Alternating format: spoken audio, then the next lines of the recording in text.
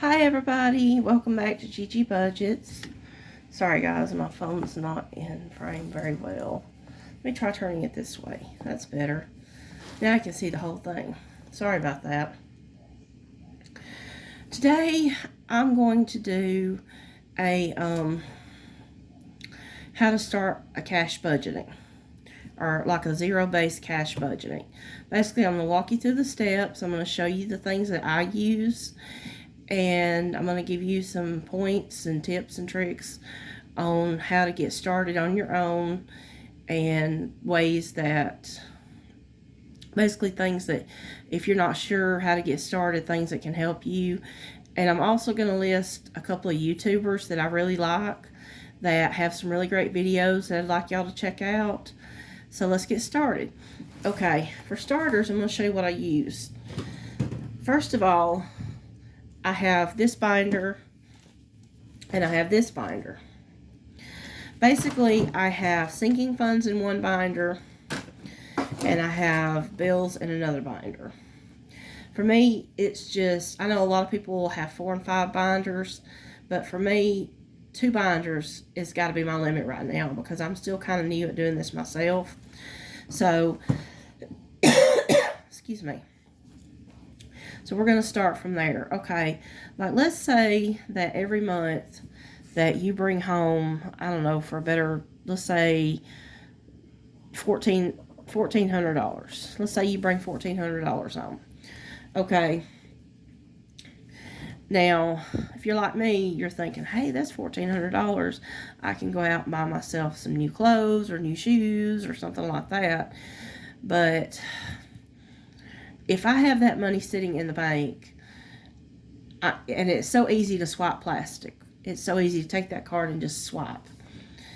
That's the reason why a lot of people practice the all-cash budgeting system. It's easier if you see the cash being handed over. You're less likely to spend as much. If you're having to take money, like we'll pretend like this is $1, and let's say you go in somewhere and it's like $5 and you've only got $1, then you're like, okay, well, I'm not going to spend that. It is proven that you're less likely to spend money if you're having to spend it in cash as opposed to swiping a card, because when you swipe a card, you don't really see the money. So it's easier for you to spend that money.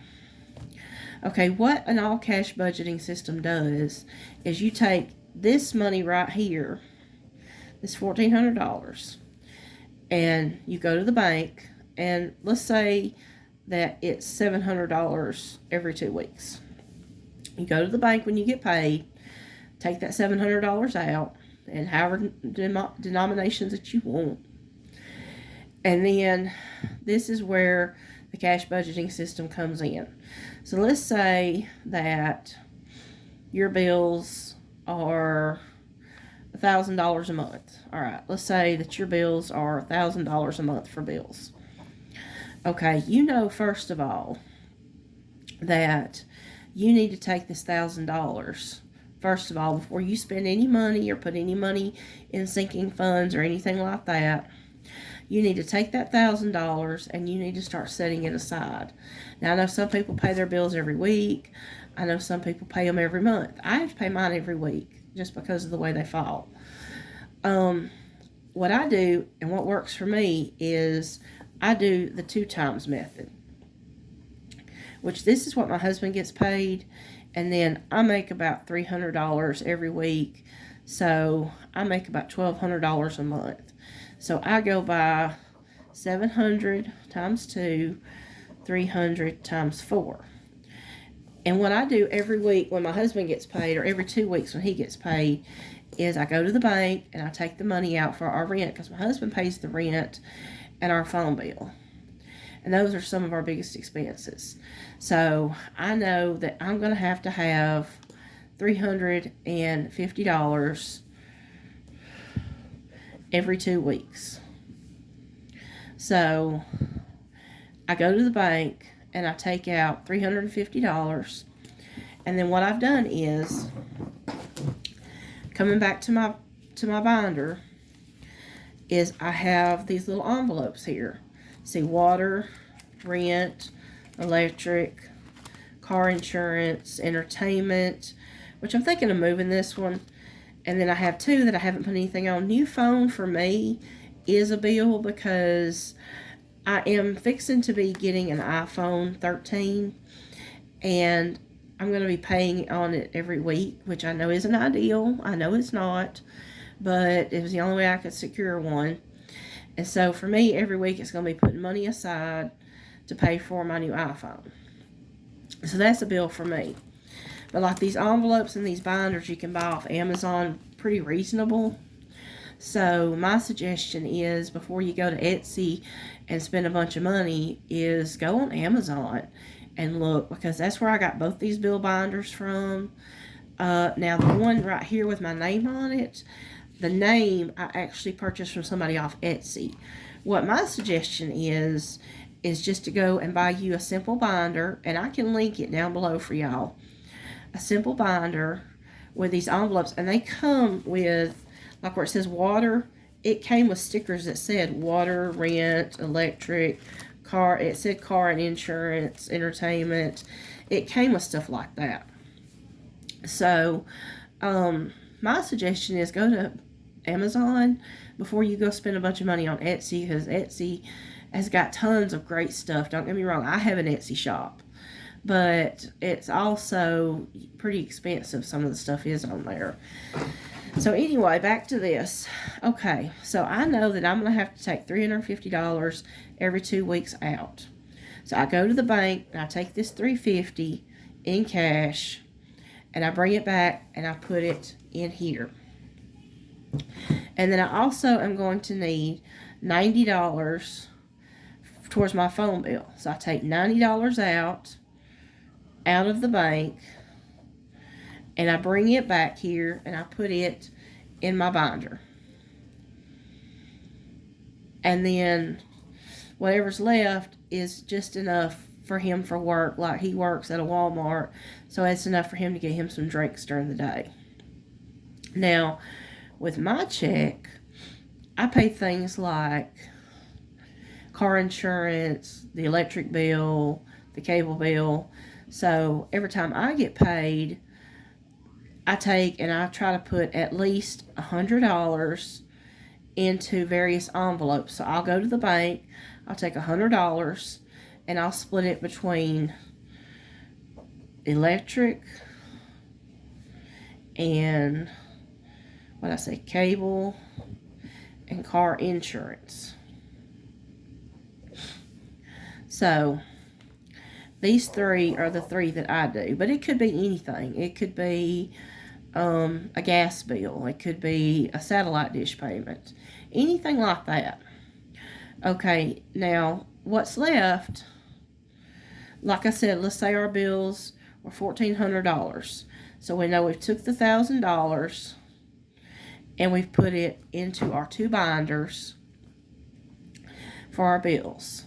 So $400 is left. This can go into our sinking funds. Sinking funds are things that you budget for that you would like to have.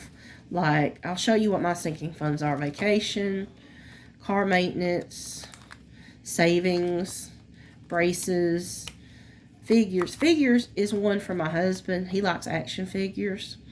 So I try to have an envelope for him. And this is like for Father's Day, his birthday, things like that. And then I have a separate one just for birthday. Date night. Date night's one of my favorites. This is for me and my husband to go out to eat sometimes. Clothes.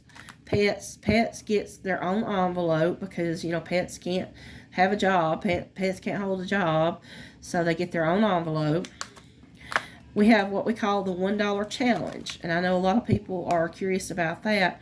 What the $1 challenge is each week, let's say that you budget $20 for gas.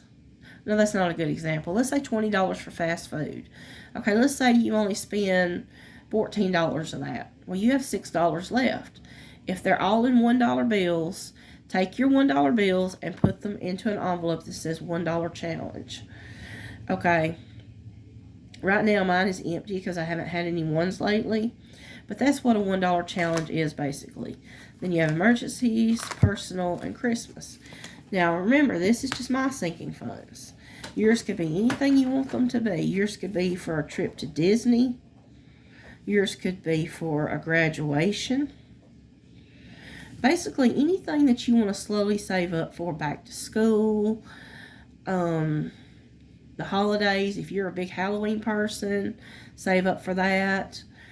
But you take what's left, the $400, and you put it towards your sinking funds. Now, you don't have to put the whole $400 in sinking funds, because you still got to have groceries, gas, takeout possibly. So this is just, it depends on what's happening that month. It depends on if and how much you want to save. So this is just a guess. Like I said, this is just a totally maybe budget of somebody, Mrs. Jane Doe. But there's not really a whole lot to starting a cash budgeting system. Basically, your biggest thing is when you get paid, go to the bank, take all your cash out, and bring it home. And I know a lot of people are like, well, I don't like having all that money around the house. Invest in a safety deposit box or a fire safe box at home. Invest in a fire safe box. They